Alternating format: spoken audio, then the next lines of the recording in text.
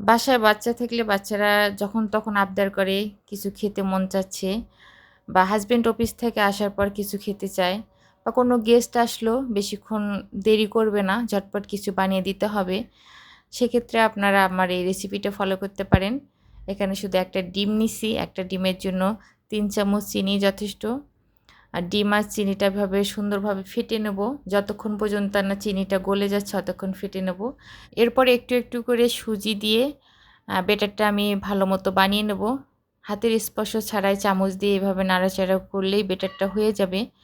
ঠিক এরকম, অতটা পাতলাও না আবার ভারীও না। ব্যাটারটা বানার পর যদি একটু 5-10 মিনিট রেস্টে রাখা যায় তাহলে সুজিটা ফুলে আরও ব্যাটারটা অনেক স্মুথ হইতো। কিন্তু আমার তো সময় নেই, তাড়াতাড়ি করে আমাকে ভাজতে হবে। এজন্য একটা কড়াইতে তেল গরম করে চামচ দিয়ে পিঠাগুলো দিয়ে দিলাম। আর পিঠাগুলো দেখুন অনেক সুন্দর ফুলে উঠেছে। এভাবে এপিট ওপিট করে ব্রাউন কালার হওয়া অবধি এটা সুন্দর মতো ভেজে নেব, যাতে ভিতরটাও ভালো মতো হয়ে যায়। পিঠাটা বানানো থেকে শুরু করে খাওয়া অবধি মনে হয় 10 মিনিটও সময় লাগেনি।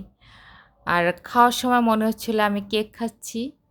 অনেক মজা হয়েছিল, আপনারা ট্রাই করে দেখতে পারেন।